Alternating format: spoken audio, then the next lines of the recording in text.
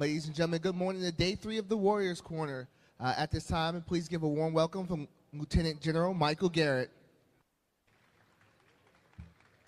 All right, this is about the right crowd for me, especially on a Wednesday morning. Well, good morning, everybody, and thanks for being here. You know, we're going to talk a little bit about, by, with, and through, and you heard the chief utter these words yesterday as he talked about, a number of things that include, our structure, strategy going forward in the Army. But what I'd like to share with you is, based on about 4.5 years of recent experience. I've been in command of United States Army Central, 3rd Army now for a couple of years, but before that, for about 2.5 years, I was the Chief of Staff at Central Command.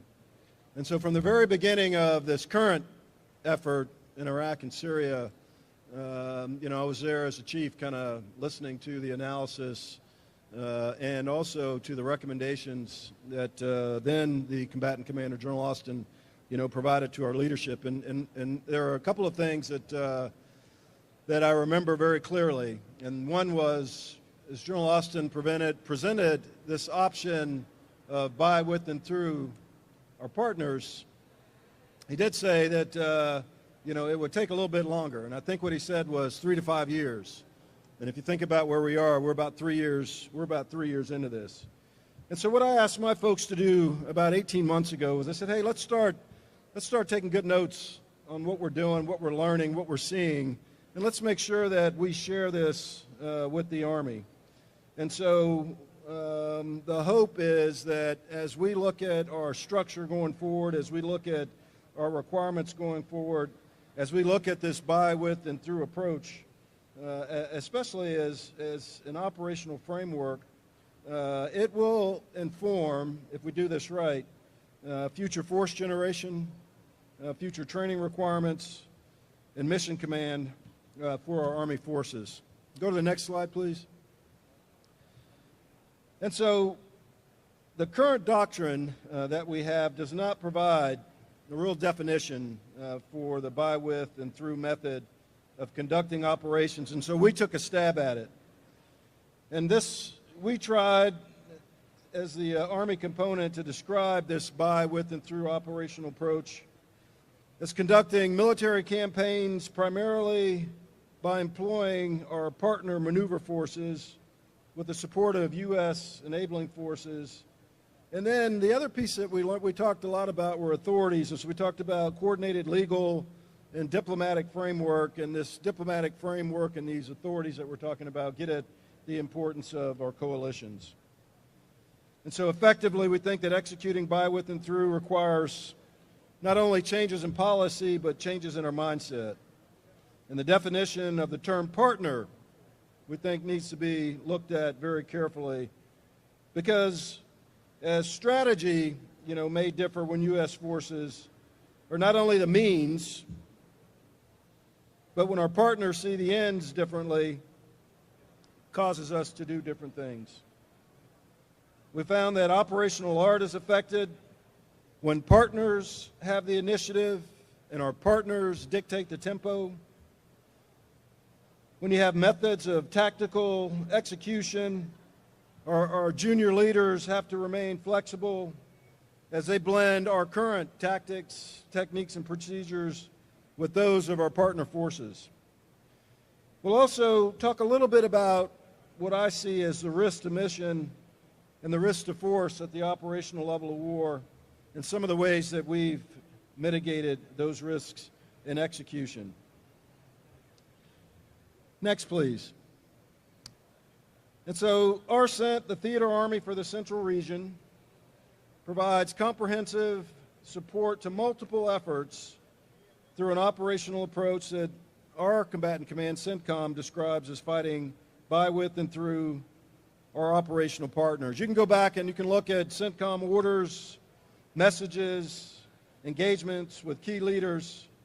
The by, with, and through operational approach shapes the security environment in the countries or regions where, especially in the places that I work, where, quite frankly, a large U.S. presence may be unwelcome, impractical, or merely a supporting effort to other instruments of U.S. policy. However, as I said before, doctrine does not fully define this concept, and it's not yet known how this operational approach will affect the readiness and tactical employments of U.S. Army forces. And so for the purpose of this effort, we describe by, with, and through as conducting military campaigns, as I said before, primarily employing our partner maneuver forces with the support of U.S. enabling forces. We also found that adherence to this approach finds, and this was probably the first challenge that I observed, it finds us deployed in small, non-doctrinal packages across the Joint Operations Area in austere locations amongst non-organic formations, often without habitual and doctrinal sources of support, and in some cases dispersion that exceeds the theater Army's capacity to provide mission command, protection, categories of sustainment that include medical, maintenance, distribution, and as I said before, risks to force protection. Next, please. This is our 16th year, as General Milley mentioned yesterday, of consecutive years of conflict in the Middle East. And you hear a lot of service component commands talk about our primary mission in the Middle East, and that of building partner capacity. And, partner capacity is kind of where you sit in the partners that you're working with. Today I have the honor, and it really is an honor, and I think it's indicative of where we're going forward. Got General Saleh, the commander of the United Arab Emirates Land Forces, here with us today. And so as I look at our partners, the partners that we have to become comfortable operating inside of their formations, operating inside of their Patriot coverage, operating underneath their HIMARS and artillery and air defense. That's real partner capacity. In some places we talk about partner capacity, but we're never really going to get there. I also have a very good friend from Kuwait. And when you think about what we need to execute this particular approach, this by, with, and through approach, I will tell you that Kuwait and our relationship with Kuwait and our ability to use Kuwait to stage forces, to prepare logistics, to do all of those things to support these austere locations is very important. And we'll talk a little bit about that as well. But the whole purpose here is, this is not new. This is not new to our Army. Next slide, please. What this just shows you is this is Iraq and Syria. And this is, an unclassified look at some of the operating locations. And we support every single one of these.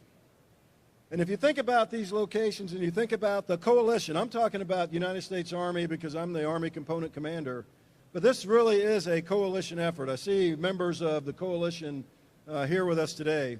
And not only do you have U.S. forces, but you got coalition forces operating in small elements at a number of distributed locations throughout the region.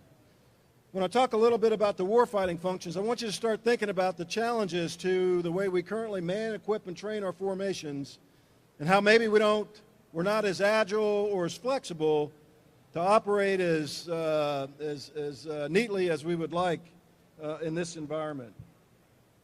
I want you to think about these non-doctrinal packages that I talked about. Think about, I don't know if there are any artillerymen in here, I know there's one, but this light HIMARS package, there's no such thing, right? There's no such thing. What we came up with was a way to increase the range of our precision rocket artillery to support operations. And so we put them in smaller packages. We're able to cobble up some fire direction capability. But what we found over time is half of the HIMARS, for instance, that we have in theater are dedicated to these non-doctrinal packages. And guess where we are finding ourselves wanting right now? It's in fire direction. It's in fire control. It's in having the right leaders at those locations.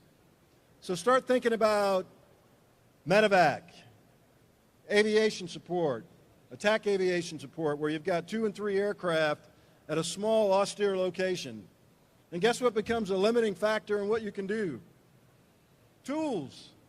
You know, we found ourselves distributed over a wide range of locations, and one day the aviation brigade commander says to me, "Hey, sir, we got a problem. We don't have the special tools that we need to conduct the maintenance at some of these locations." And again, it goes back to how we are manned, how we are equipped, and how we train our formations based on our current doctrine. Go to the next slide, please. I'm going to spend a little bit of time talking about, next please, I think it's the warfighting functions.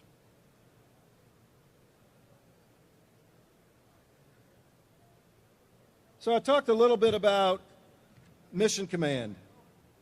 And again, you know, it's one thing to have an ODA sitting at a location in Syria or sitting at a location in Iraq. I mean, that is what they can do. That is what they do. It's a metal task for them.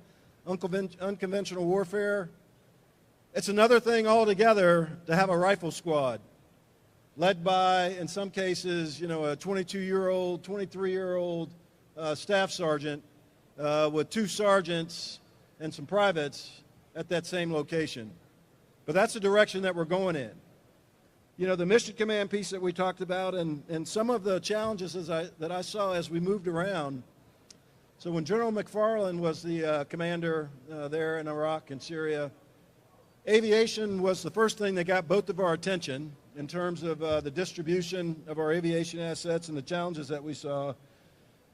But this mission command piece, you know, gets at our ability to talk to one another, our ability for the commander to communicate intent, our ability for our young soldiers to exercise this disciplined initiative, you know, that the chief talks about.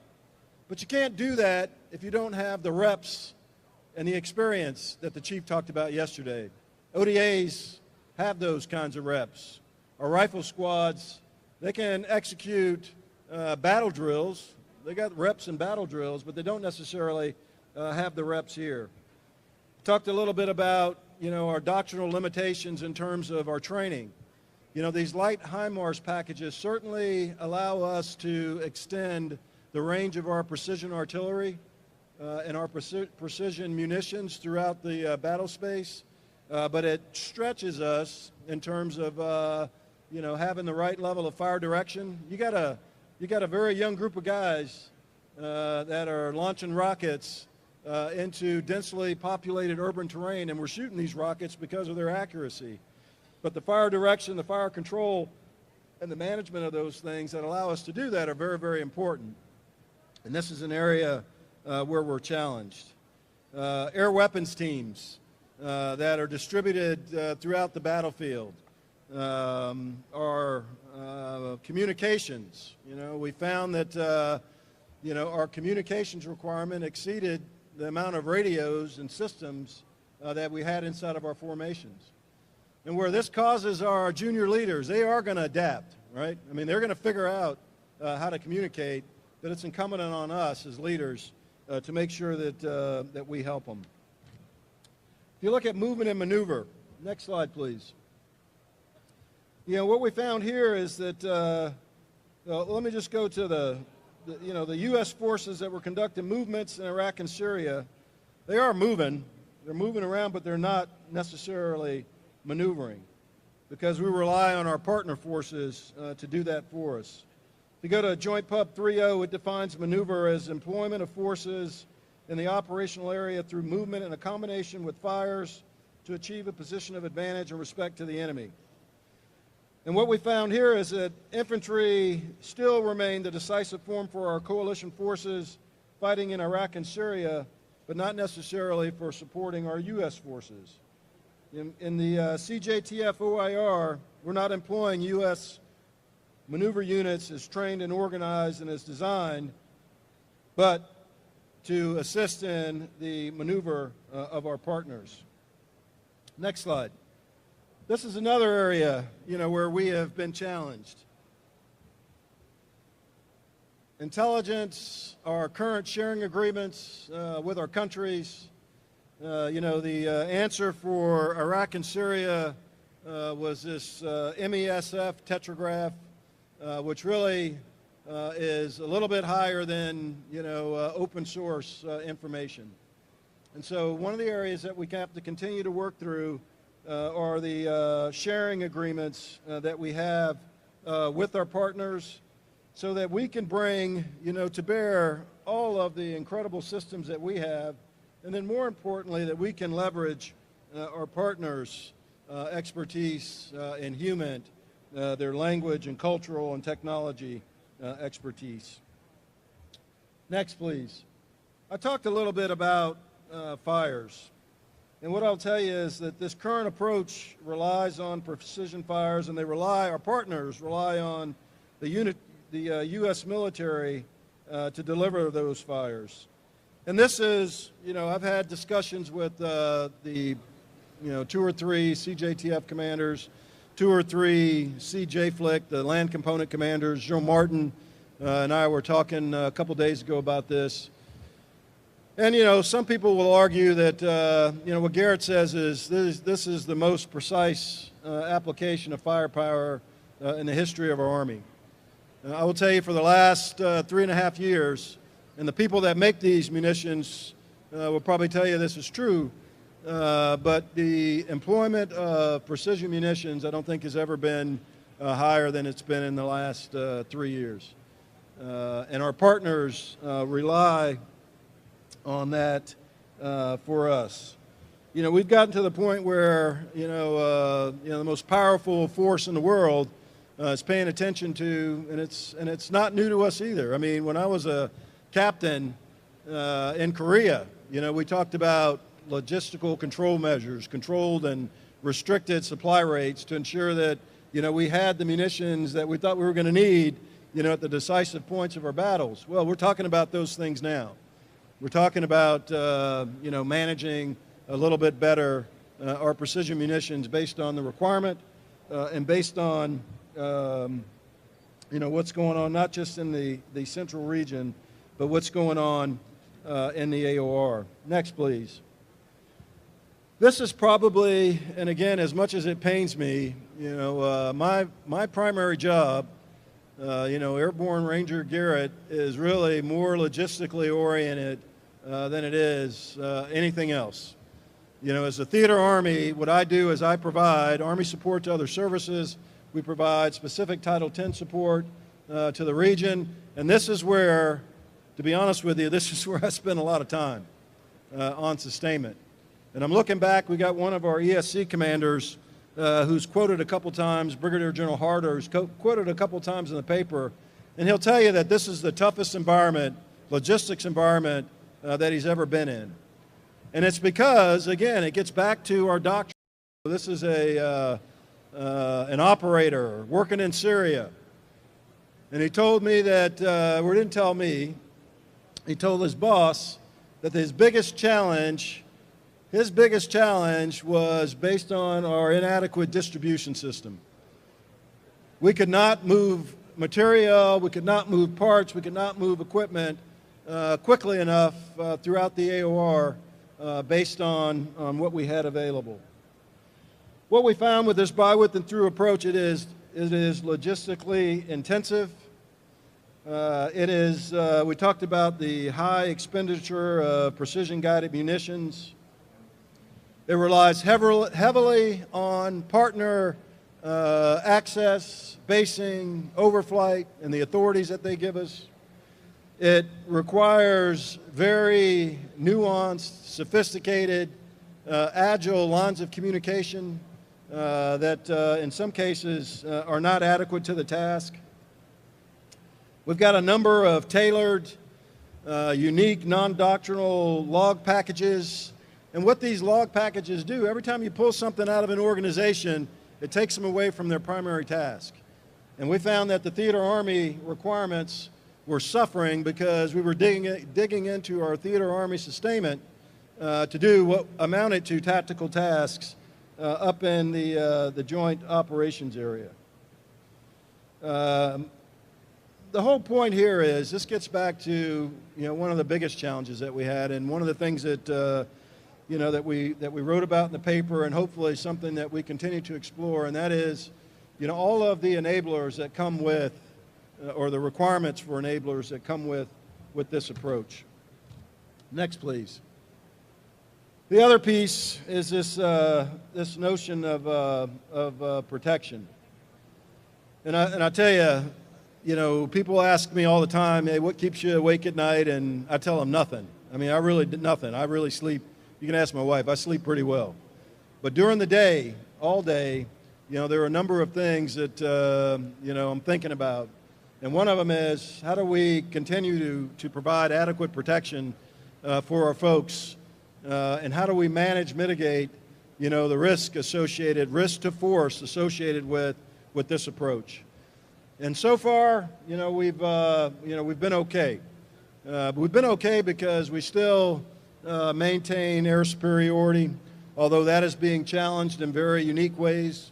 You all read about the casualties that we received from, commercial off-the-shelf UAVs that were dropping hand grenades and 40-millimeter rounds.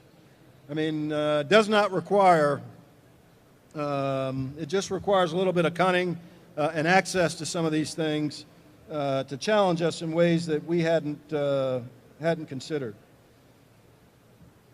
What you see here is kind of indicative of how we're operating throughout the battle space. And this goes back again to this by, with, and through approach. It goes back to building partner capacities, and it also goes back to the trust that's required with our partners for the relationships that allow us to do this. I will tell you that my friend, buddy, General Sala here and I, we got a pretty good relationship, and that relationship is not based on building partner capacity. This notion is based on making our armies better. If I had to, I'd fight tomorrow, and we are. We'd fight tomorrow with our Emirati forces, and I would put our Emirati forces at the high end of what we've been able to do with the build partner capacity. Right below our Emirati partners, I put our Kuwaiti partners. And if you look at some of the integrated air missile defense, who in the region, who in the world right now is shooting Patriots? It's not us. We got them out there, but I tell you, the Saudis and the Emiratis are the ones who are, intercepting incoming missiles into their operating locations and into their countries, quite frankly. So there's a lot that we can learn from our partners, and our challenge going forward is to be, I think, honest with ourselves about what we can get out of this building partner capacity and what we're going to need going forward. Next, please. This is kind of the next. So this is, I won't spend a whole bunch of time on this, but this is really where our staff, this is where we are right now, and this is what we owe the Army. So General Milley talked about yesterday, I think he said 6 SFABs. We got one of them getting ready. I think we got one of them right now, pretty close. Another one right behind it. So these security force advise and assist brigades are coming in. We're going to learn what we're going to do is we're going to share what we've learned as they continue to build this formation. We are going to share what we think enabler requirements are to make this thing work. But we're going to go at it from a .mil PF, so all the way from doctrine to policy in terms of what we think our recommendation should be. And this is really where, the CENTCOM Theater Army is today. We're working on this, and we're not the only ones that are doing it. I see Colonel Awada here, who just put together with the Mosul Study Group, pretty good paper on Mosul. Talks about a lot of the same things that we did, but it focuses on the fight there in Mosul. So a little bit more texture there. But these are some of the things that we're thinking about in terms of .mil PF. Everything from sharing what we've learned to help inform where we're going with the SFABs. Training, I'm responsible, or the Third Army is responsible for all of our forces that flow into the region and their pre-deployment training requirements. As you know, we've got And the ARCENT forces, a little over 50% are Compo 2 and 3, Guard and Reservists. And so our pre-deployment training and getting at this by, with, and through and identifying what those critical tasks are important, because we're asking people, you know, we're training units to deploy for a wide range of missions. I mean, you know, everything from building partner capacity and exercising with our partners to combat operations in Iraq and Syria. And so getting the training right is important. The material, as I said before, you know, our current task organization has exceeded our ability to support with equipment, in some cases with the proper manning. You know, I talked about the importance of leadership.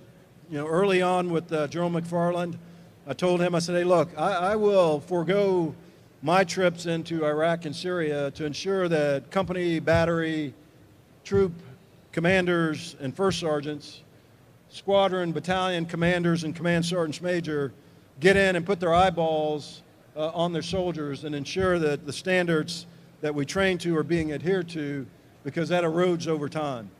And so we'll look at, you know, the leadership and education piece, the personnel, the facilities, and then the policies for that. So again, I think I will stop there, and we really, I don't think we have much time. I think we're out of time, right? We got 10 minutes? Okay, good. We got 10 minutes. So if there are any questions or thoughts. Thanks, General. By, with, and through is a phrase that's traditionally associated with special forces.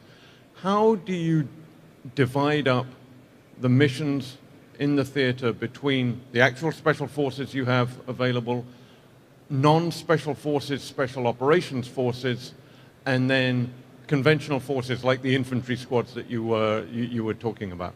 Yeah, I think that's a good question. And so General Rogers, Darcy Rogers, is the ARCENT commander. And, you know, 4 years ago, he had ODAs in a number of countries, building partner capacity.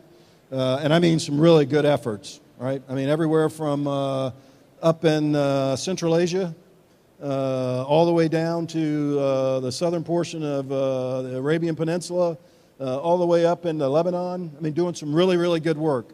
But guess what? Our focus on countering, you know, malign Iranian influence throughout the region, current requirements to support OIR, he had to go back and look at forces that he had available and said, hey, I cannot do everything. And where that cut line went, you know, we said, hey, I could probably put some general purpose forces against those tasks. So some of it is, you know, what do we have to put against them, right? That's going to drive, you know, what we do. And the other is, you know, we've got global requirements. And so we're at a point now, and we have been for the last couple of years, where, you know, our current military requirements and our focus is not necessarily first on the Middle East. You know, today, General Milley told you yesterday that, you know, North Korea is our #1 priority. And then you start looking at Europe and what's going on in Europe. And so global allocation of resources causes us to do more prioritization. And so I think my answer to you is it gets to prioritizing our efforts given the resources that we have. And I don't think that has ever changed. And I do think that because it is an unconventional warfare mission, I think when the conditions allow us to do it with the people that ought to be doing it, we'll go back to that. But today, you know, what we're finding is that, you know, we can put, because we have the right level of training, we got to make sure that we got the right level of maturity, but we got the right people to do that.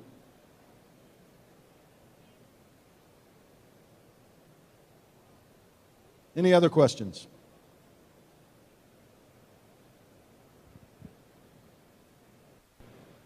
Well, thank you so much, General Garrett, for sharing this. My question, and just like feel free if it's something that you can share with us, what your allies can do more, and I'm talking about the military and the associations like the Association of the United States Army based in Kuwait. What we can do more for to make the stability in the region, that's the way I look at it. It's more than partnership. It just for the goodness of the whole world. Yeah, you know, somebody asked me yesterday, last evening, one of the wives asked me, she goes, hey, what do we tell the other wives? You know, all these wives ask me, you know, why are we still in Afghanistan? Why are we still in Iraq? Why is it so bad? And what I tell them is, you know, we went into, as General Milley said, you know, October 7th, 16 years now, plus years in Afghanistan. And the reason we went there was to protect the homeland, and the reason we're there today is to protect the homeland. You know, the central region today is volatile and as complex as it has ever been. You know, somebody, I think it was the chief that yesterday said 40 years. I mean, and I've listened to General Votel and General Austin before him, you know, characterize the region the same. And these are people that have seen a lot. You know, I think, you know, our partners, the partnership that we have with Kuwait, you know, as I was telling you all, General Saleh, his counterpart in Kuwait, General Khalid, same kinds of relationship. And the partner capacity that we're building there is certainly capacity that helps Kuwait. You know, Kuwait's got a border with, you know, with Iraq. And so, you know, helping Kuwait continue to build its defenses and build capability is important. We've got a number of, you know, U.S. service members in Kuwait, and so integrated air and missile defense is important. So I think from a regional army perspective, it really does get down to building partner capacity that we are comfortable relying on. You know, theater missile defense is a great example. You know, we have these defended asset lists that determine, you know, kind of where we put our Patriots. But I tell you, you know, there are lots of Patriots in the UAE. A lot of firing units there, Saudi Arabia, Kuwait, and we've got to get to a point where we are comfortable having our assets under their defended asset lists because of the capacity that we've built inside of those formations. Oh.